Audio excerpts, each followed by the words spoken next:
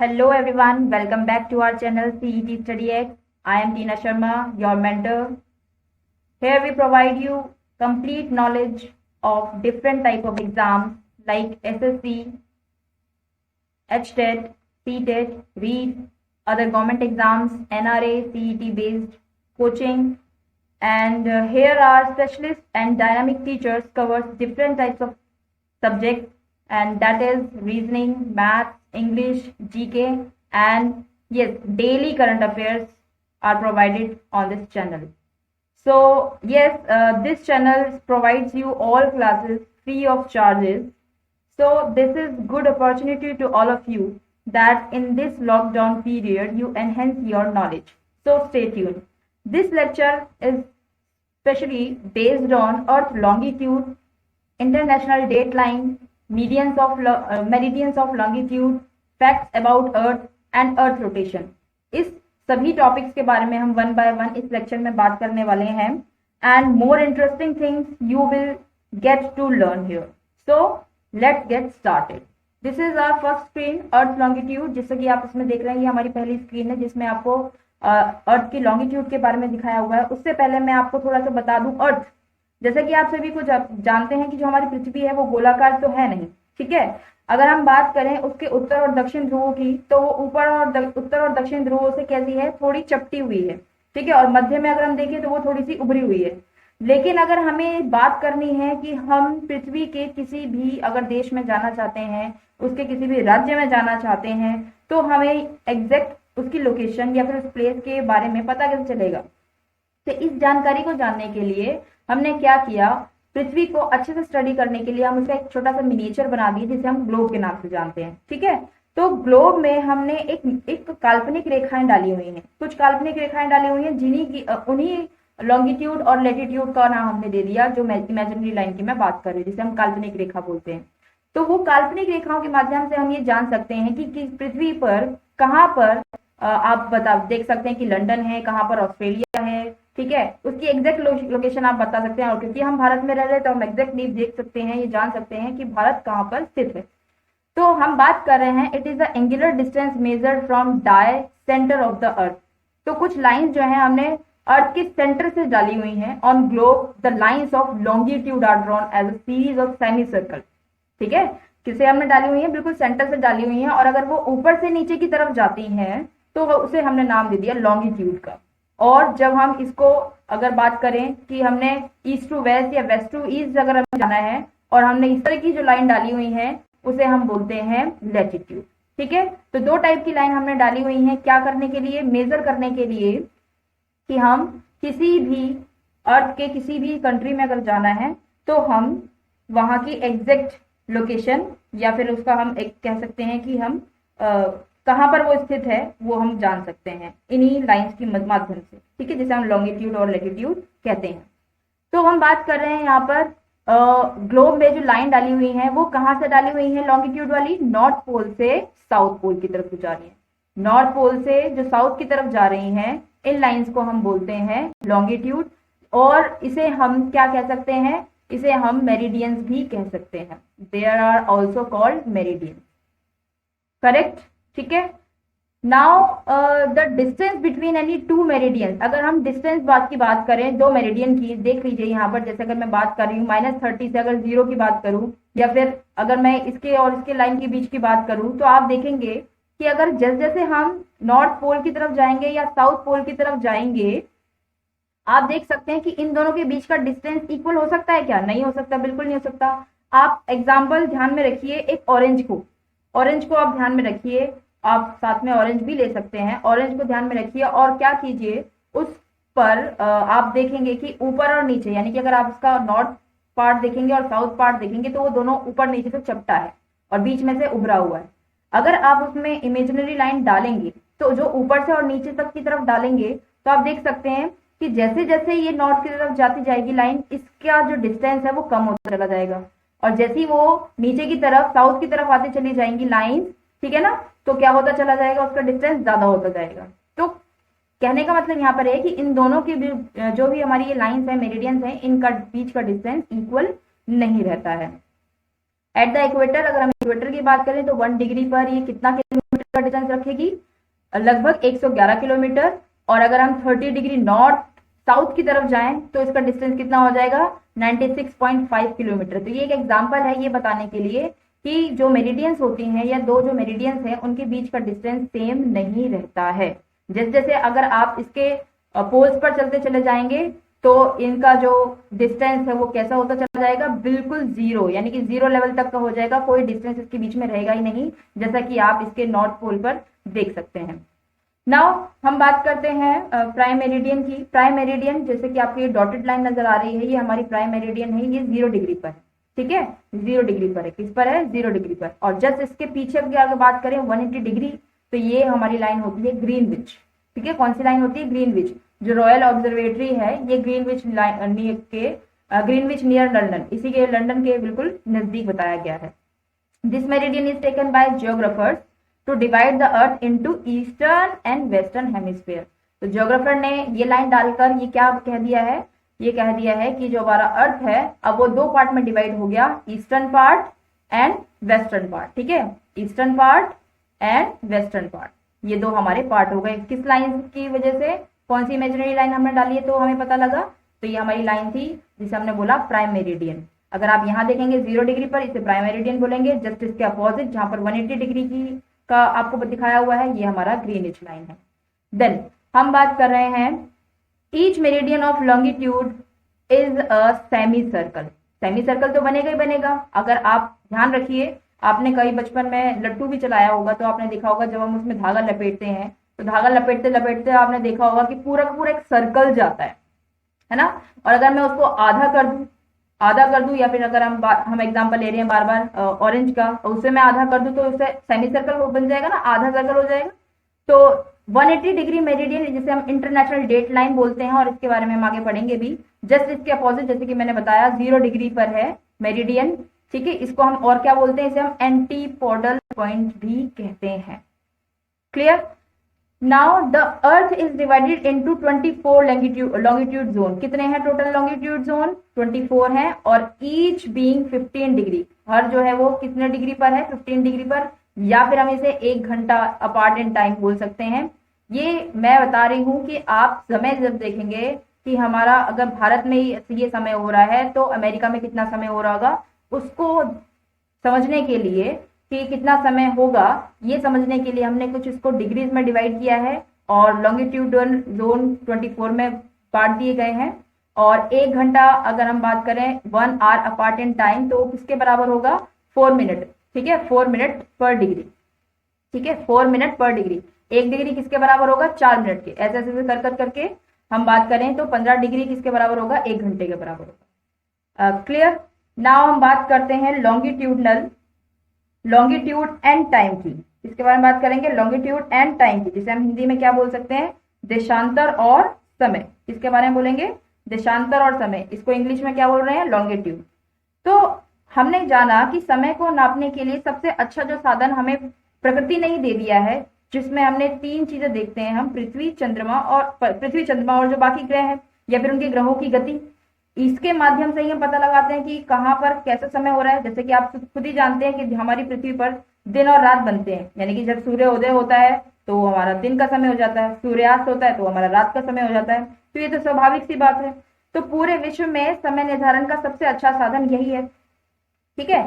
अगर हम बात करें कि पहले कैसे होता था, क्योंकि अब तो चलो हमारे पास घड़ियां आ गई हैं, वॉच है हमारे पास, लेकिन पहले के समय में लोग कैसे अनुमान लगाते थे? स्थानीय समय का अनुमान लगाने के लिए जब सूर्य निकलता था तो उसकी परछाई पड़ती थी, ठीक है, और जब बिल्कुल सूर्य टॉप पर होता था तो हम मान लेते थे कि हाँ ये जो समय है वो दोपहर का समय हो गया है, ठीक है। तो यहाँ हम बात कर रहे हैं कि जो ये समय है, समय का निर्धारण हम सूर्य के उस उदय होने से और अस्त होने से पता लगा रहे हैं।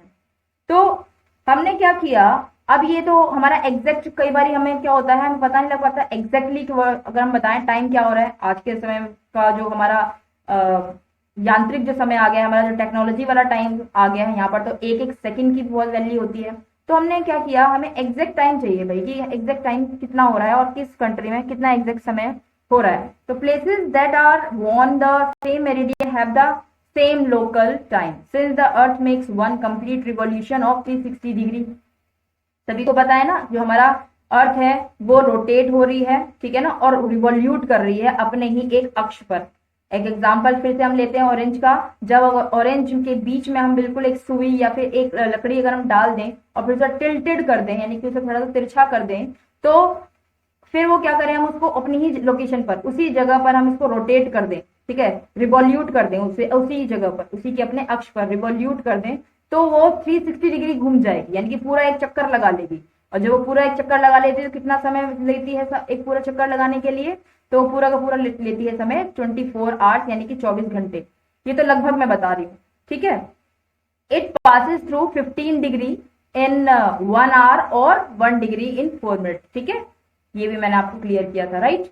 The earth rotates from east to west, बहुत ही इंपॉर्टेंट चीज है कि जो अर्थ है वो कहाँ चक्कर लगाती है, पश्चिम से पूर्व की ओर चक्कर लगाती है।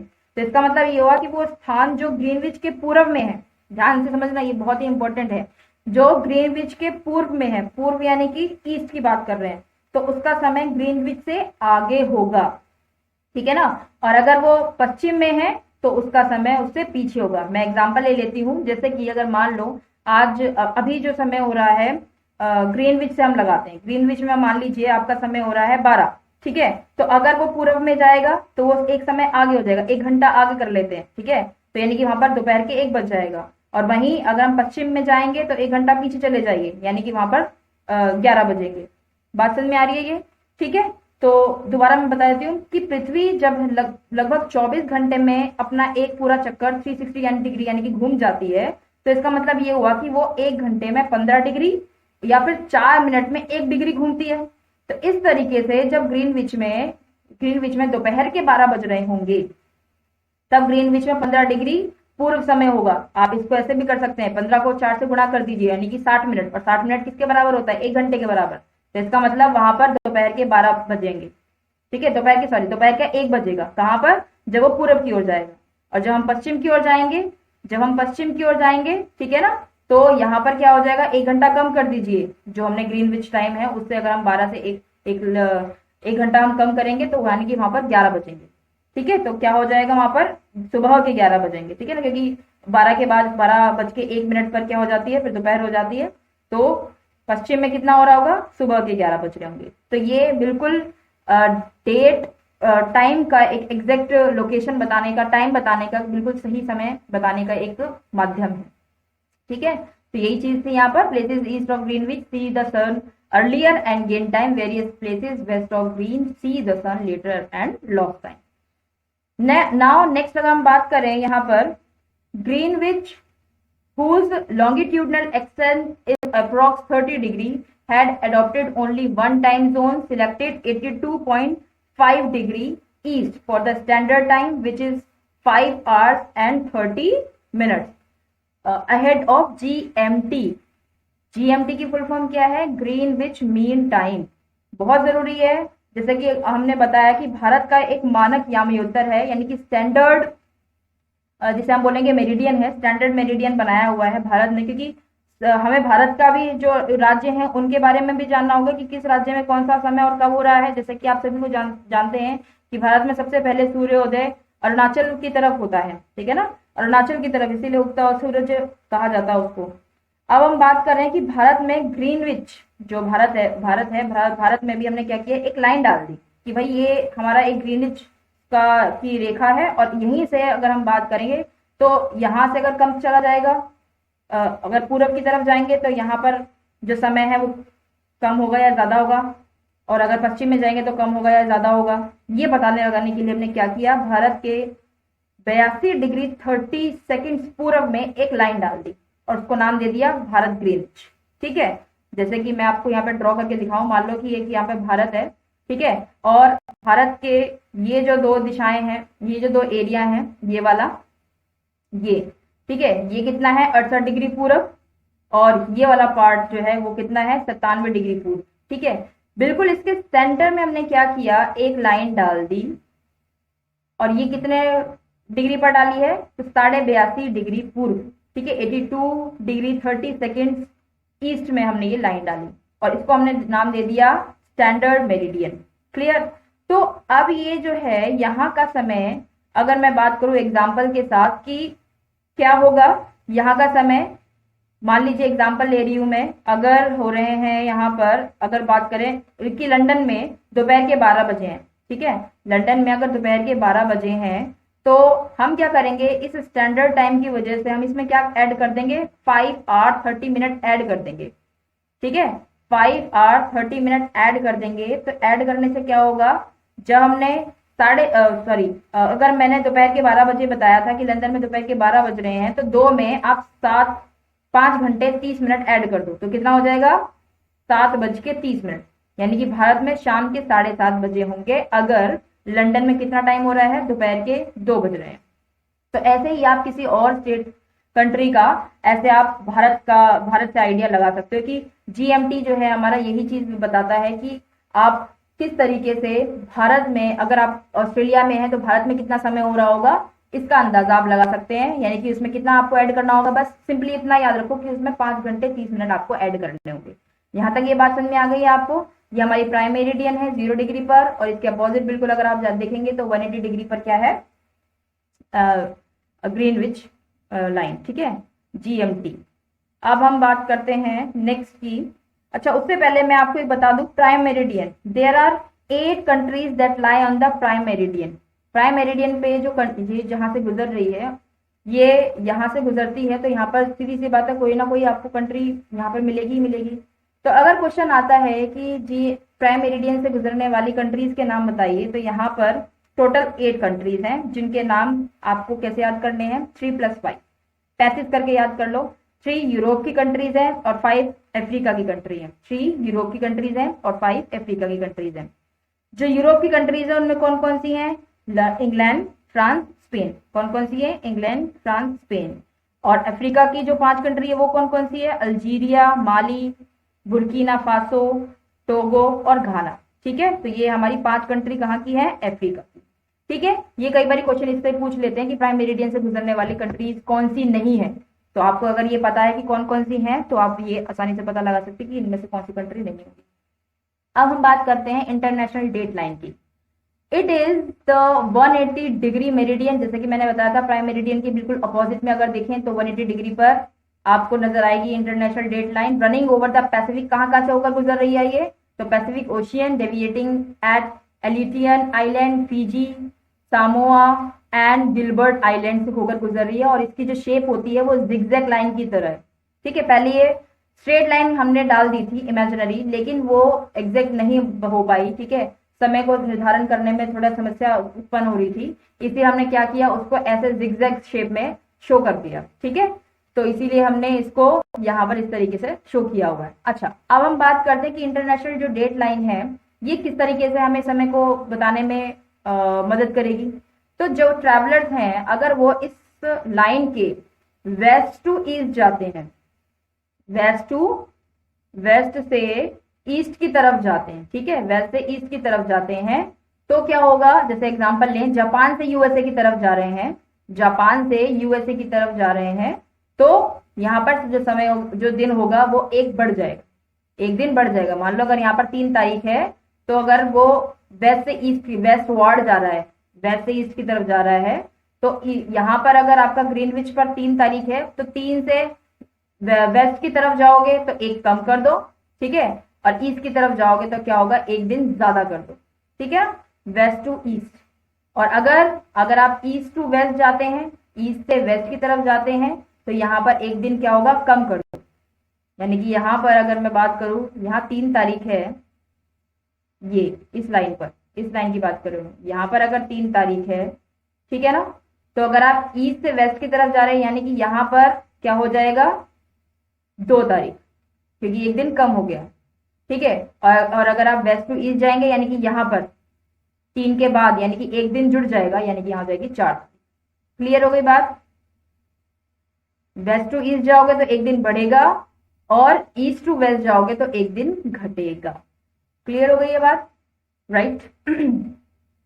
तो next point is important parallel of latitude, जो हम प्रीवियस क्लास में पढ़ चुके थे, अगर आपने देखा होगा तो मेरी प्रीवियस क्लासेस। तो उसमें मैंने आपको बताया था कि जो हमारी अर्थ है उसमें जो 4 इंपॉर्टेंट लैटिट्यूड है वही हमारे लिए ज्यादा जरूरी है, क्योंकि इसमें से ज्यादातर क्वेश्चन पूछे जाते हैं। तो जो पहली इंपॉर्टेंट लाइन है उसे बोलते हैं हम ट्रॉपिक ऑफ कैंसर। ठीक है, ट्रॉपिक ऑफ कैंसर, इसका एंगुलर डिस्टेंस क्या है और ये कहाँ पर होती है, तो ये नॉर्दर्न हेमिस्फीयर में होती है। ठीक है, नॉर्दर्न हेमिस्फीयर में आपको क्या मिलेगा, ट्रॉपिक ऑफ कैंसर। तो ये कितने डिग्री पर है, 23.5 डिग्री। ठीक है, इसको लिखने का तरीका ये होता है 23 डिग्री 30 सेकेंड एन, एन यानी कि नॉर्थ, ठीक है, from the equator. The tropic of Capricorn, second हमारी लेटीट्यूड है कैप्रिकॉर्न, ये साउदर्न हेमिस्फीयर में मिलेगा आपको, साउदर्न हेमिस्फीयर में, और इसका डिस्टेंस कितना होता है 23.5 साउथ, इस तरीके से लिखोगे। ठीक है, and third is the Arctic circle, it lies at the distance of 66.5 degree north, okay, and the Antarctic circle fourth one है, इसका डिस्टेंस कितना कहाँ पर है और कहाँ पर इसकी एग्जैक्ट लोकेशन बताई हुई है, तो 66.5 डिग्री साउथ, ठीक है, of the equator. There are 2 solstices, यहाँ पर 2 होते हैं हर साल, जिसे हम समर सोलिस्टाइस और विंटर सोलिस्टाइस बोलते हैं। ठीक है, तो समर सोलिस्टाइस क्या होता है, द डे ऑफ 21 जून, अगर कौन सा दिन है, 21 जून का दिन है, तो सन जो होगा वो कैसा पड़ेगा, वर्टिकली, ठीक है ना, वर्टिकली होगा, वर्टिकली होगा तो ट्रॉपिक ऑफ कैंसर पर पड़ेगा। ये जो सन की रोशनी होती है वो वर्टिकली पड़ती है, कब, 21 जून को, तब वहां पर जो दिन होते हैं वो बड़े होते हैं। ठीक है, नॉर्दर्न हेमिस्फीयर में। और अगर सन की जो लाइंस हैं वर्टिकली जब पड़ती हैं ट्रॉपिक ऑफ कैप्रिकॉर्न पर, दोनों में देख लेना अंतर है, अगर ट्रॉपिक ऑफ कैप्रिकॉर्न पर सन की वर्टिकल लाइंस पड़ती हैं तो तब दिन छोटे होने लग जाते हैं, जो कि आपको 22 दिसंबर की डेट का पता लगता है, 22 दिसंबर से। ठीक है, तभी हम बोलते हैं ना, तभी हम जो हमारे जो दिन सर्दियां जिसे हम बोलते हैं, सर्दियों में हमारे दिन छोटे नजर आते हैं, और जब हमारे दिन छोटे होते हैं तो रातें बड़ी हो जाती है ऑटोमेटिकली, आपकी ये चीज तो पता ही है आपको। तो एक क्यों होती है और कौन सी लाइन पर होती है, ये इंपॉर्टेंट है। तो समर सोलिस्टाइस आपको पता हो जानी चाहिए, ट्रॉपिक ऑफ कैंसर पर जब वर्टिकली लाइन पड़ती है सन की, और ट्रॉपिक ऑफ कैप्रिकॉर्न पर जब वर्टिकली लाइन पड़ती है तो विंटर सोलिस्टाइस होता है। Right, next, meridian of longitude. Meridian of longitude की अगर हम बात करें तो यहाँ पर आपको, जो मैं अभी पहले डिस्कस कर चुकी हूँ थोड़ा सा, उसी के को रिपीट थोड़ा सा यहाँ पर किया हुआ है, पिक्चर के थ्रू आप देख लीजिए। यहाँ पर ये आप देख रहे हैं, यहाँ पर ये नॉर्थ पोल 90 डिग्री नॉर्थ, ठीक है, और ये साउथ पोल है 90 डिग्री साउथ, ठीक, और यहाँ पर आपको दिया हुआ है ये ट्रॉपिक ऑफ कैप्रिकॉर्न, ये हमारी सेंटर की जो 0 डिग्री की लाइन है इसे हम बोलते हैं इक्वेटर, ये हमारा ट्रॉपिक ऑफ कैंसर। इक्वेटर के अगर आप ऊपर देखेंगे नॉर्थ में तो ट्रॉपिक ऑफ कैंसर है, साउथ में कैप्रिकॉर्न है, ठीक है, और जो ट्रॉपिक ऑफ कैंसर के ऊपर हमें मिलेगा Arctic circle.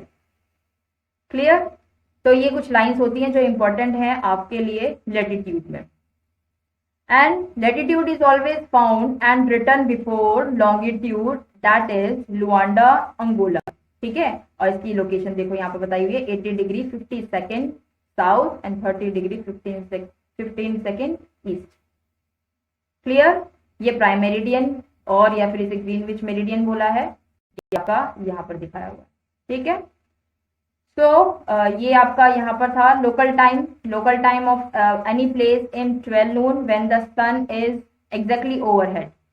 Clear, local time कितना होगा 12, या जब बिल्कुल एग्जैक्टली ऊपर होता है तो उसे हम 12 बजे बोलते हैं, है ना, 12 बज गई, इस तरीके की बात करते हैं कि ये बिल्कुल कड़ी धूप होती है, यानी कि बिल्कुल एग्जैक्ट दोपहर का समय होता है 12 बजे का।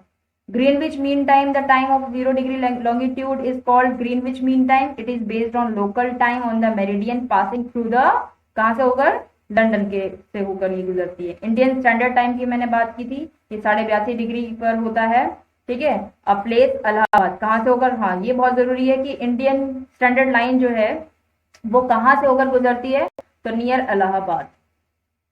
ओके, क्लियर, और कितना आपको ऐड करना होगा उसमें, 5 घंटे 30 मिनट, ठीक है। अगर आप बात करते हैं ग्रीनविच के समय की, जो कि 82 डिग्री 36 सेकेंड पूरब तक है, तो उसमें कितना समय आपको ऐड करना होगा, 5 घंटे 30 मिनट। तो आपको एग्जैक्टली पता लग जाएगी कि भारत में कितना समय हो रहा है।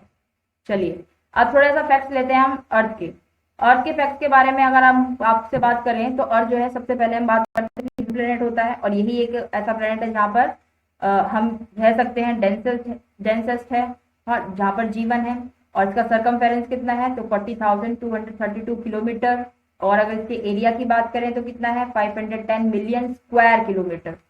क्लियर, एवरेज डिस्टेंस सन से कितना है इसका, तो 149 मिलियन किलोमीटर। ठीक है, ये कुछ फैक्चुअल चीजें हैं जो आपको पता होनी चाहिए।